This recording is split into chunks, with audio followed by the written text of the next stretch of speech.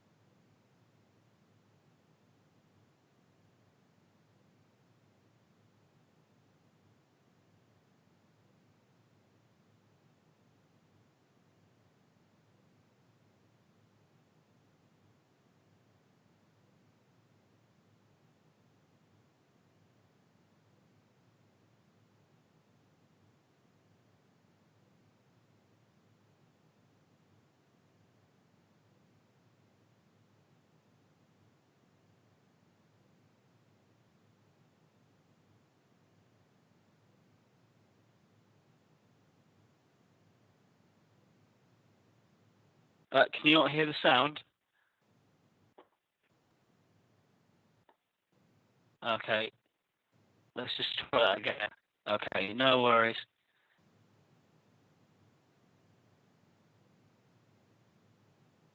Okay, let's try that again. Apologies.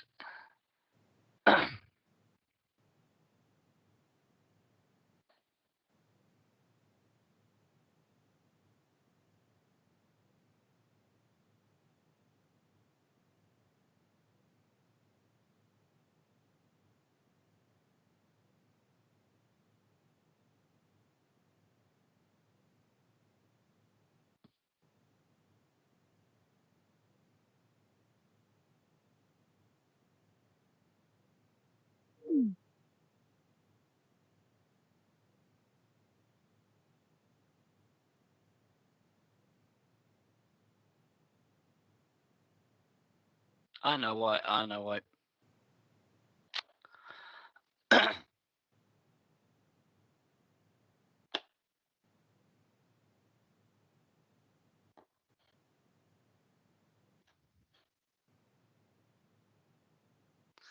Apologies, we're having some technical difficulties.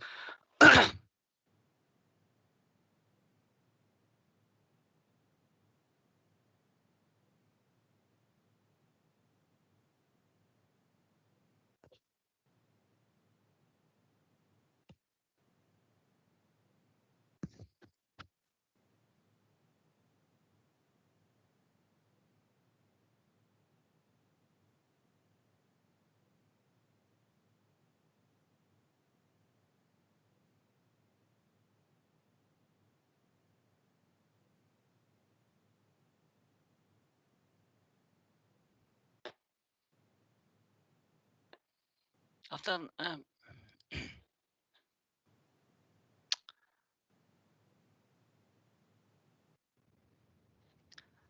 Sorry about that. This is the first time I've done one of these. So my apologies again.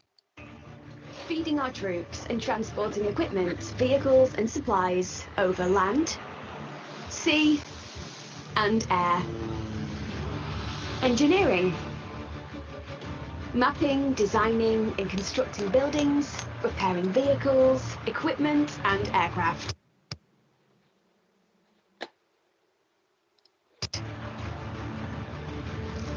Intelligence and communications.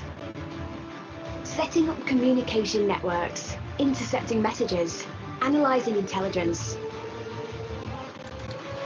HR and finance, managing pay and accounts, organising, giving legal advice, policing.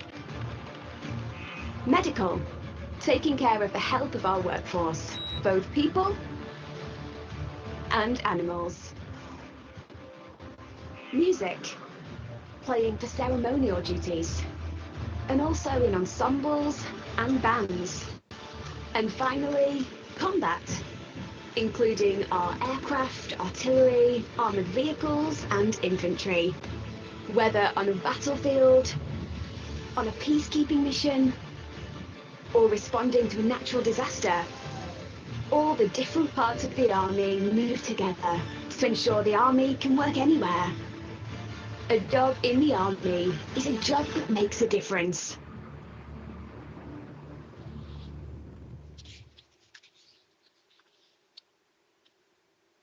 Okay then, so when I eventually got that to work, okay, you would have seen the 7 different streams that there are in the army.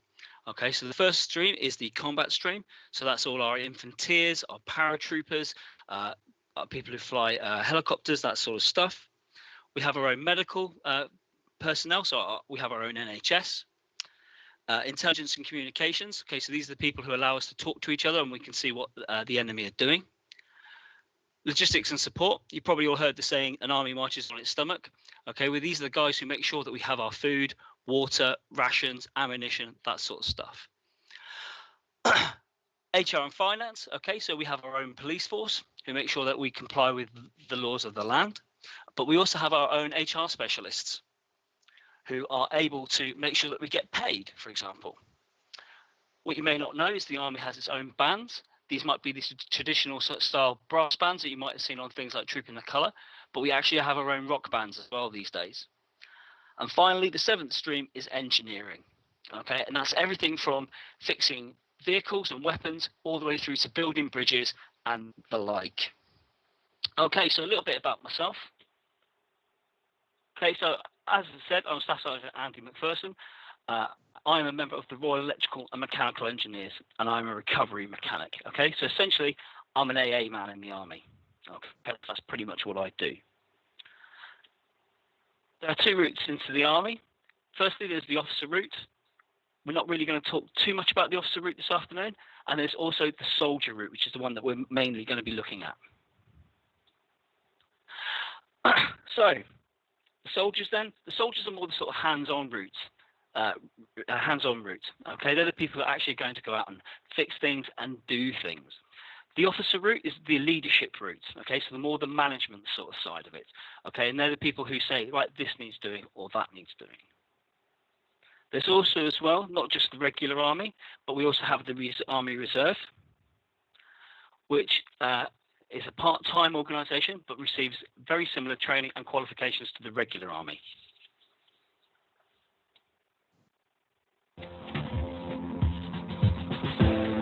There are different routes into the army depending on your age and what you want to do.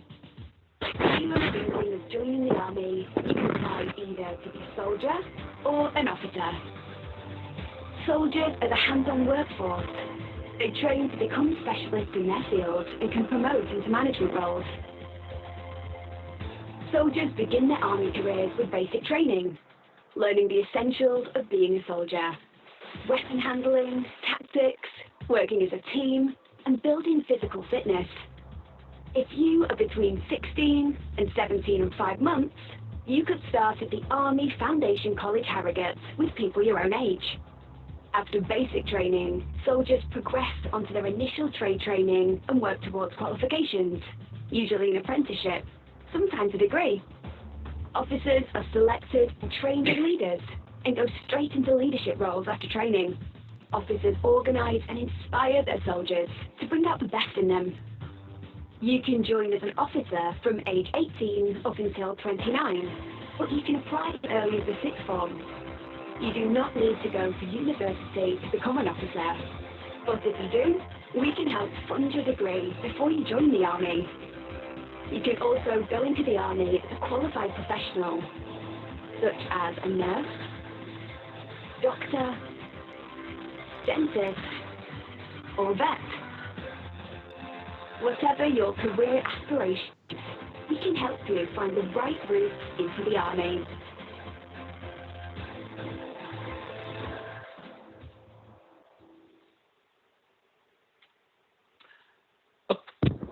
Okay then, so those are the different routes that we have available to join the Army.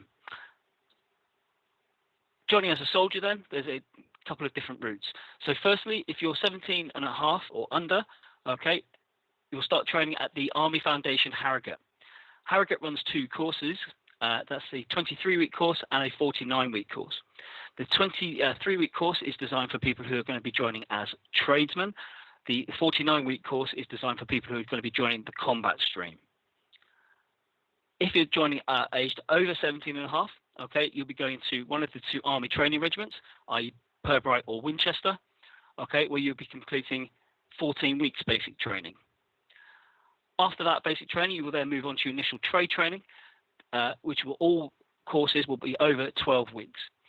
For example, one of the longest courses, if you want fixing aircraft, okay, being an aircraft technician, that course is 66 weeks, okay, just as an example. If you're looking at becoming an officer, okay, there are two routes in. You do not have to go to university, okay. You can go straight from sixth form, having completed A-levels, into Sandhurst, okay, into the Royal Military Academy, Sandhurst. The course at Sandhurst is 44 weeks.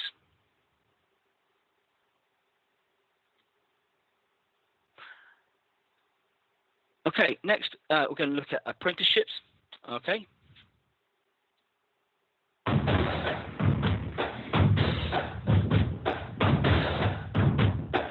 There are opportunities for development and learning for everyone in the Army, no matter what qualifications you already have. If you go into the Army as a soldier, you'll start working towards qualifications on the initial trade training, whichever career stream you go into. This will usually be an apprenticeship.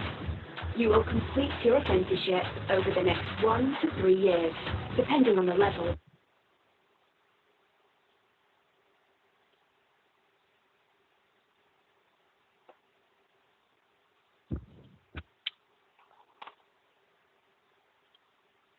Okay, can you all see the video now? There are opportunities for development and learning for everyone in the Army, no matter what qualifications you already have. Okay. If you go into the Army,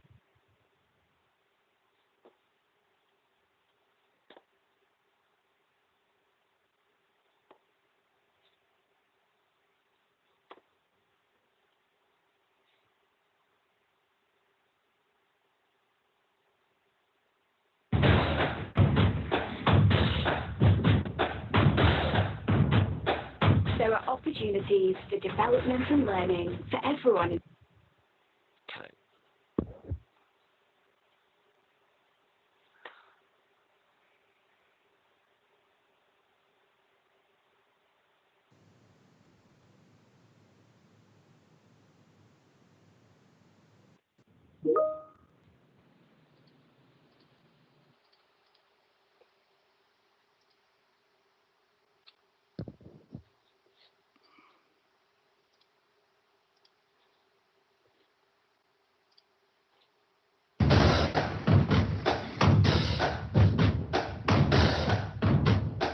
There are opportunities for development and learning for everyone in the Army, no matter what qualifications you already have. If you go into the Army as a soldier, you will start working towards qualifications on your initial trade training, whichever career stream you go into. This will usually be an apprenticeship.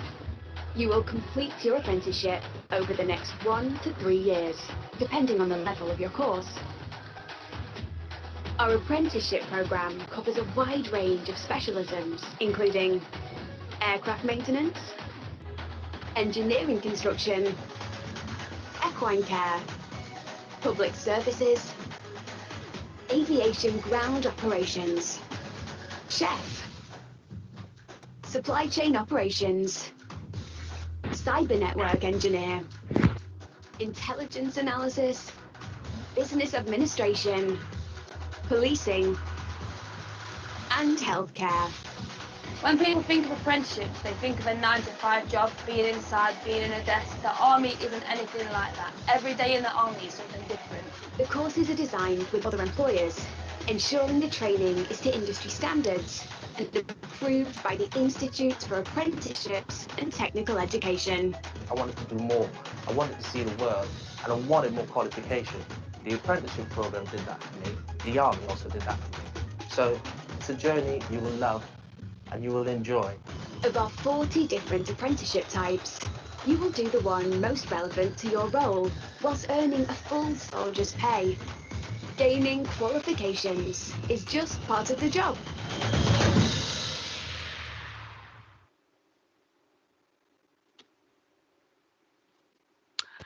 Okay then, so we'll talk about the apprenticeships then. Okay, so as a soldier, after basic training, moving into trade training, you'll start working towards your apprenticeships. You'll start it, as I said, during your trade training, but you'll finish it once you're at a working unit, okay, where you're putting those skills that you've learned into practice. As a soldier, you'll be getting paid at the same time, starting at £15,985 a year, which rises to £20,400 a year after 26 weeks.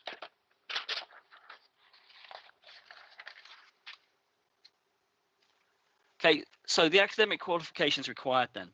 Okay, so if you're looking at joining one of the combat roles, okay, the combat stream, so that's infantry, tank crew, things like that.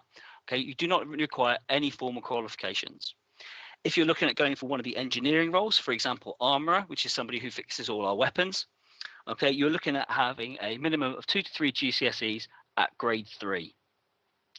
For communications and intelligence roles, you're looking at a minimum of grade 4, okay, 2 to 5 qualifications. So for example, if you wanted to become an operator for the military intelligence, okay, you will need 5 grade 4 minimum GCSEs. If you're looking for the medical roles, okay, you're going to have A levels. Okay, so for example, our environmental health practitioners, okay, they require 104 UCAS points, 4 GCSEs at minimum grade 4, which includes English, Maths, and 2 sciences. If you're thinking about joining the army as an officer, okay, you will require 72 UCAS points and 7 GCSEs grades 4 to 9. Okay, these must include Maths, Science, English language, and a foreign language. If you're looking at joining as a professionally qualified officer, okay, that's as a doctor or a dentist or a vet, then you need to be qualified within that role. However, the army can help pay for your qualifications, okay, pay for you to get through university.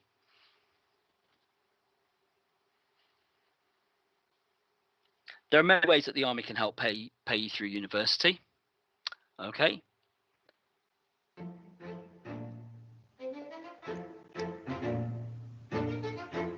The cost of university can seem daunting, but the Army has many ways to help you fund higher education. If you join the Army as a soldier, there are some roles where you work towards a fully funded degree as part of your training, such as geographic technician, biomedical scientist, radiographer, environmental health technician, or student nurse. This means you are getting a degree whilst receiving a full salary. My name's George. I'm an adult nurse in the British Army. I joined in 2014 and I spent 3 years at Birmingham City University, where the military paid for my education as well as giving me a wage. You can also receive funding to study nursing or music at a university of your choice before you join as a soldier.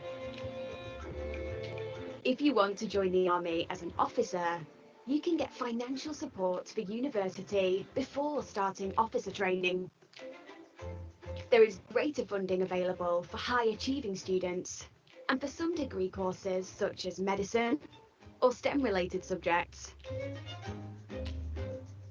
So I feel really lucky to have the funding. It means that I have a guaranteed job when I leave university, and that means I don't have to worry.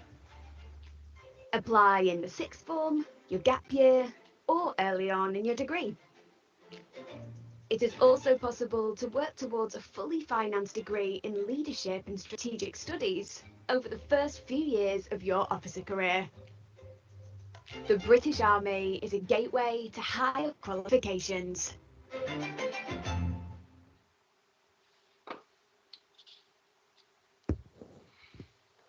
Okay, so on the screen now are the many different ways that the Army can fund you through education.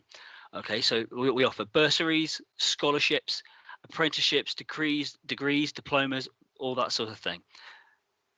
These are far too complex for me to get into right now. Okay, there's many different routes in and lots of different caveats that go with each one.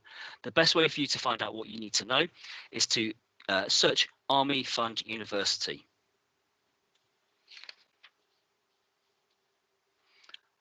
Okay, and so the application journey. Okay, this is the application pathway for somebody joining as a soldier. The officer pipeline is slightly different. So what you have to do is you apply online. Okay, everything's done online now through the Army Jobs website. During the initial application process, you'll be sent a number of questionnaires. One of these will be a medical questionnaire. Once you complete that, myself or one of my colleagues will give you a call and will arrange with you a more in-depth telephone medical, followed by a career discussion with ourselves. Currently, due to the pandemic, we are not able to do this face-to-face. We're doing this over the phone. Okay. If you're successful at the career discussion, okay, and there's no problems with your medical history, we will then move you on to our assessment centre. At the assessment centre, you'll do a number of different tasks. You'll do the Army cognitive test. You'll do the physical assessment, where the standards will be appropriate to the role that you're looking at doing in the Army. You will also have an interview, okay, which is a job interview. Once you complete that and you're successful, okay, you will be then moved on to start your basic training. So then, my journey, okay, where I've got to in my career. So I joined the Army back there in the dark depths of the last century. Okay, I've been in the Army quite a long time now. I always wanted to join the Army. It's what I always wanted to do. I was in the Army cadets and all that sort of stuff. Since being in the Army, I've had opportunities to do lots and lots of different things. Okay, as you can see in the second photo there, flying a helicopter, it was something that I wish I pursued a bit more in the Army. If you don't know, the Army is one of the only places where if you join as a soldier, potentially you can learn how to fly a helicopter. Okay, for the Navy and for the Air Force, you have to be an officer, but for the Army, you can do it as a soldier. Been around the world, been on a number of operations. Okay, pretty much everything the Army's been involved with over the last sort of 20 years. While I was in Afghanistan in 2007, we were lucky enough to host the old Top Gear, now the Grand Tour guys. Okay, couldn't get a photo with Jeremy Clarkson because you just couldn't get near him. But Jeremy Clarkson has the biggest head I've ever seen on a human being. Also, as well in the Army, have plenty of opportunities for travel. Okay, I have, as I said, been all over the world. I've been to Australia. I've been to most countries in the Middle East. I've been to Africa.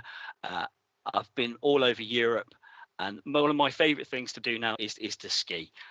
When I first attempted skiing, I was awful. Okay, I was terrible, couldn't do it, hated it. But over the years, I've got better and better at it, and I absolutely love it now. It's one of my favorite things to do, and I'm absolutely gutted that I haven't been able to go skiing this year. Okay, so making a difference then. The Army does make a difference to the world. This is a short video just to show you some of the things that we've been up to over the last couple of years.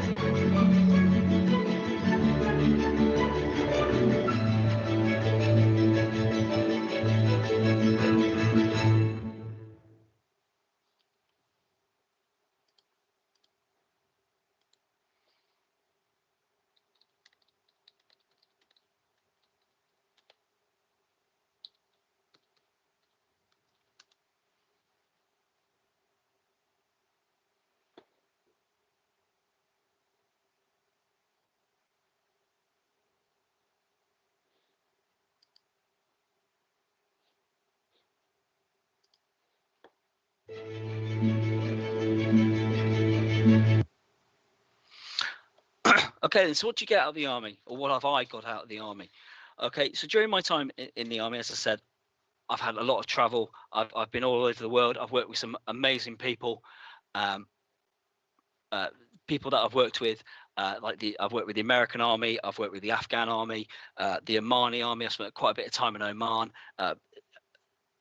These sort of things, open up your mind and your experiences to the rest of what happens in the rest of the world. I didn't do particularly well at school. I left with bare minimum GCSEs, but since joining the army, I've now got numerous qualifications from level 2 all the way up to sort of level 5 and beyond. I've got qualifications in teaching, engineering, leadership and management, health and safety, facilities management, all that sort of thing. And there are plenty of opportunities to use what we call enhanced learning credits, which can get you your qualifications. Just because you start off with a low level doesn't mean that you can't improve that during the time in the army. Also as well, I've been lucky enough to live all over the country. I'm a member of a corps, and that means I move around every few years, and I've lived pretty much in every part of the country. And it's the things that are out there that, I was a little boy growing up in Dorset, miles away from anything. I got to see a lot of the country, and I absolutely love it. And I wouldn't have had those opportunities if I hadn't joined the army. The friendships that I've made will endure with me forever. The people that I did basic training with, we still have a WhatsApp group. We still get on there and talk to each other a couple of times a week just to see how that we're all getting on and make sure that everybody's okay. Are there any questions on anything I've covered during my brief, or any questions about how to join the army? Andy, hi. Thanks very much for that presentation.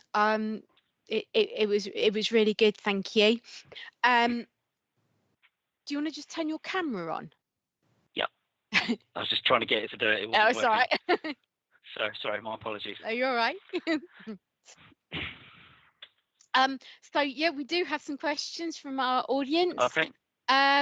Somebody has asked, do I need to pass maths and English before I apply? So have they got to have the maths and English before they apply? It would depend what role they want to apply for.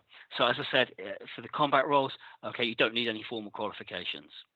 For the driver roles, for example, you don't need any formal qualifications. The best place for you to find this would be to go onto the Army Jobs website and have a look on Role Finder. That will tell you what qualifications you require for each individual job. Okay, lovely. Thank you. Somebody's asked whether they can get their GCSEs after they've joined. So again, I presume yes, you can use your learning credits, okay, towards getting your GCSEs, but also as part of our promotion process, okay, you also have to have level 2 maths and English, okay, to promote certain ranks, okay, so you will do that as part of your natural progression through your career. Okay, lovely. What are the benefits of army career, army life, in your opinion? Okay, so as I said, travel's massive. I wouldn't have been able to go to a third of the places that I've been to if I hadn't have joined the army. There's good comradeship. As I said, people that I joined up with 20 years ago, we are still friends today. We haven't actually seen each other for years and years, but we still stay in touch. We're still in contact with each other, and it's almost as if we saw them each other yesterday. If you want to look at the monetary side of it, for example, accommodations is subsidised, food is subsidised, council tax is subsidised, all that sort of stuff. When I say about the wages, okay, what we get is a lot more than I would have got in a civilian job. Okay, and what about things like uniform? Do you have to pay for that? No, you issued a number of sets of uniform. Okay, and if you're going into another part of the world that has a different climate, for example, you'll be issued a different set of uniform that's suitable for the climate. You'll be issued all your PPE as well, so your protective equipment, so helmets, body armor, that sort of stuff as well. Okay. There is no need to buy your own stuff. Okay, and what about the sort of facilities that you get on a base? What sort of facilities do you get? Okay, well, the facilities do tend to differ from camp to camp. Okay, because we have large super garrisons, for example, the super garrison that's in Tidworth, down in Wiltshire, right by Stonehenge. That camp has a lot of facilities, swimming pools, that sort of thing, gyms. Smaller camps around the country, okay, will only have a smaller gym, but they are free and they will be open pretty much most of the day for you to go in and use when you need to or when you want to. Okay, so you don't need to have membership of your local No, gym or swimming no, you pool or don't. anything like that. No. Okay. How soon do you get to travel? Well, that would depend on how long your training takes and what the unit that you end up getting going to, I should say, what they're doing at the time. But I would say most people have probably got an abroad trip within 18 months of joining the army. Okay. Whether that's going to Pretty soon. Kenya on exercise, or Canada, or the United States, or to Germany. But I would say within 18 months of joining, most people have had at least one trip abroad. Okay. Has COVID affected recruitment at all? In what way? In any, that's Okay, the so question that's been posed. so yes, initially there was a bit of a knock-on effect. However, we are dealing with that now, and I'll be perfectly honest, I don't think it's really slowed down recruiting at all. Okay, so it's not It was just slowed the process down at all or anything? no, not really. The same as everybody else, having to deal with it. It's just making those changes. Okay. How often can they? How often do you deploy? That would again totally depend on their role and the role of the unit that they're with. So it all comes down to different things and different factors. But you are looking at probably doing some sort of deployment, again, probably every 2 years. Okay, and the length of that deployment is that varying, or is there a time? It does vary, but if we're going on overseas operations, to take for example, Afghanistan, Iraq, normally it's a 6 months deployment with a period of rest and recuperation sometime during the operation. Okay.